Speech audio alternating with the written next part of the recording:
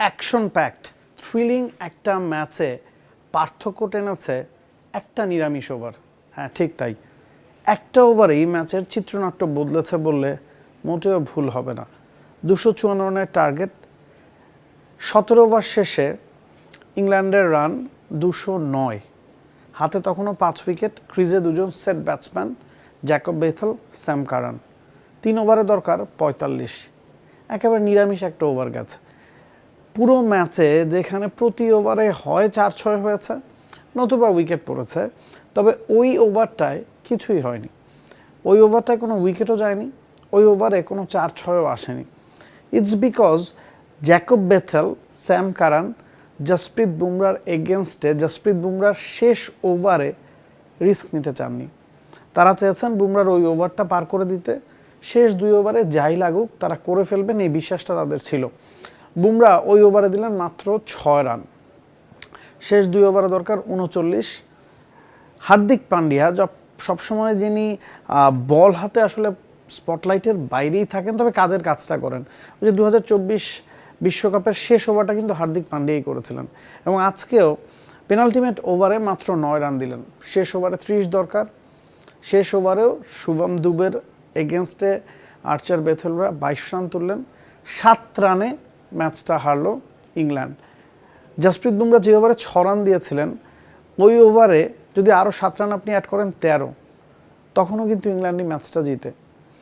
এবং ওই স্ট্র্যাটেজি থেকে আসলে গলত ছিল জসপ্রীত বুমরাকে দেখে খেলা, শেষ ওভারটা সরিয়ে নেওয়া, হয়তো না, কারণ বুমরার এগেনস্টে আপনি খেলতে গিয়ে আউট হয়ে গেলে আপনি ম্যাচটা শেষ ওভার টানতে পারতেন না। এভাবেই এই ম্যাচে অ্যাকশন প্যাক থ্রিলিং একটা ম্যাচে ওই একটা নিরামিষ ওভার পার্থক্য করে দিয়েছে, এবং ওভাবেই জসপ্রীত বুমরা নিজেকে অন্যদের চেয়ে আলাদা করে নেন। 4 ওভারে 33 রান দিয়েছেন, একটা উইকেট, নাথিং এক্সট্রাঅর্ডিনারি। তবে যে খেলা দেখেছেন তিনি জানেন ওই একটা ওভারেই ম্যাচটা ঘুরেছে। শুরু থেকে শুরু করি। ইন্ডিয়া টস হেরেছে, ব্যাটিংয়ে নেমেছে, শুরুতে অভিষেক শর্মা আউট হয়ে গেছেন, তবে ম্যাচের মোড় ঘুরিয়ে দিয়েছে একটা ক্যাচ মিস। হ্যারি ব্রুক 15 রানে সঞ্জু স্যামসনের ক্যাচটা ফেলেছেন। সেই সঞ্জু স্যামসন 89 রান করেছেন 200-র ওপর স্ট্রাইক রেটে। ঈশান কিষানকে নিয়ে প্রথম উইকেট যাওয়ার পরে 45 বলে 97 রানের পার্টনারশিপটা ভারতকে নির্ভর করে দিয়েছে, ভারতের বাকি সব ব্যাটসম্যানদেরকে নির্ভর করে দিয়েছে। ঈশান কিষান 200-র উপর স্ট্রাইক রেটে ব্যাটিং করেছেন, সঞ্জু স্যামসন তাই যে নেমেছেন সেই একই কাজটা করেছেন। আজকের ম্যাচে 40-এর করে একটা ইনিংস খেলেছেন শিবম দুবে, তার স্ট্রাইক রেটে আসলে বলার মতো কম, 172। বাকি যেই এসেছেন স্লগ করেছেন, মেরেছেন, 4-6 হাঁকিয়েছেন, উইকেট দিয়ে চলে এসেছেন।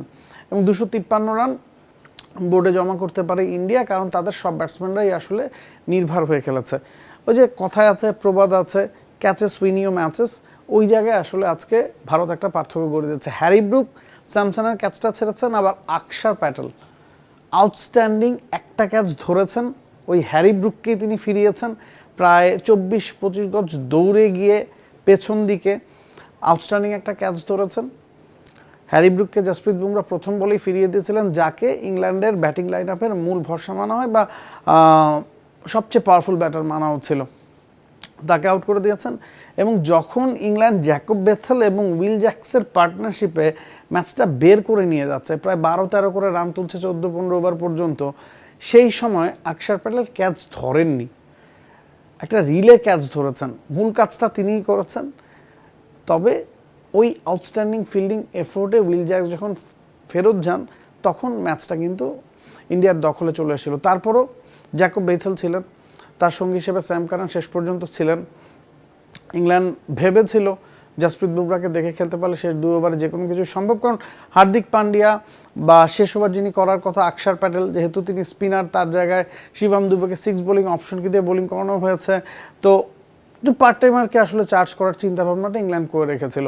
তবে মূল ভুলটা ওই জায়গায় হয়ে গেছে। আপনি যখন শুরুতে সঞ্জু স্যামসনের ক্যাচ ফেলবেন, আপনি 20 রানের ঘরে ভারতের 2টা উইকেট তুলে নিতে পারতেন, তখন কিন্তু ভারত চাপে পড়তো এবং তাদের অন্য ব্যাটসম্যানরা তখন এভাবে ফ্রি ফ্লোয়িং ক্রিকেটটা খেলতে পারতো না, যেটা সঞ্জু স্যামসন, ঈশান কিষানরা খেলেছেন। ওই পার্টনারশিপে বাকি সবাই আসলে নির্ভর হয়ে গেছে। এবং আজকে ইংল্যান্ডের বোলিংটাও মোটেই জুৎসই হয়নি। আদিল রাশিদ তুলনামূলক একটু বেটার ছিলেন, একটা উইকেট তিনি নিয়েছেন ক্রুশাল মোমেন্টে, তবে ইংল্যান্ডের সব বোলারই 10-এর ওপর রান দিয়েছেন। আপনি যদি খেয়াল করেন জেমি ওভারটন, জফরা আর্চার সবাই এক্সপেন্সিভ ছিলেন, কারণ উইকেটটাই এমন ছিল, একেবারে ফ্ল্যাট উইকেট বলতে যা বোঝায় ঠিক তাই। মিড ইনিংসের সময় ঈশান কিষান বলছিলেন যে উইকেটটা একেবারেই ফ্ল্যাট এবং সে কারণেই তারা যতটা সম্ভব রান বোর্ডে জমা করতে চেয়েছিলেন। তখন মনে হচ্ছিল যে হয়তো কথার কথা বলছেন যে বোলিং দিয়ে অনেক কিছু করার বাকি, কারণ ফার্স্ট ইনিংসে আপনি যখন 253 রান করে ফেলবেন আপনি ম্যাচ জিতে যাবেন, তবে সেটা হয়নি। এই মাঠে ওয়াংখেড়েতে সাউথ আফ্রিকার এগেনস্টে বিশ্বকাপে ইংল্যান্ডই 230 রান চেস করেছিল, যেটা বিশ্বকাপে চেজের হায়েস্ট। আবার এই মাঠেই নকআউট কোনো ম্যাচে বিশ্বকাপের ইন্ডিয়াকে 193 রান চেস করে হারিয়েছিল ওয়েস্ট ইন্ডিজ, কারণ এই মাঠে কোনো রানই আপনাকে শতভাগ জয়ের নিশ্চয়তা দেবে না। সে কারণেই 250 পেরিয়ে গেছে ইন্ডিয়া এবং ওই জায়গায় আসলে ম্যাচটা বেরিয়ে গেছে। আপনি যদি 220-30-এর মধ্যেও ইন্ডিয়াকে রাখতে পারতেন হয়তো ইংল্যান্ডের পক্ষে ওই রানটা করা সম্ভব, যেটা তারা ব্যাটিংয়ে নেমে দেখিয়েছে।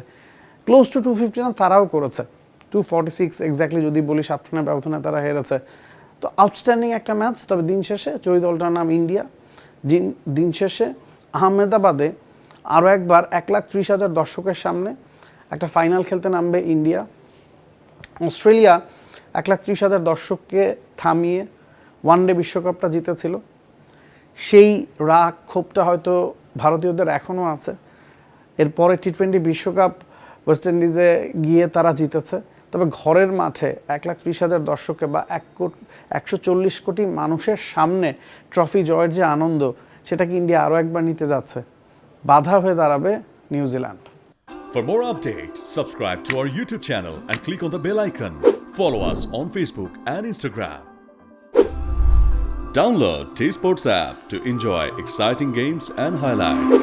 Visit tsports.com.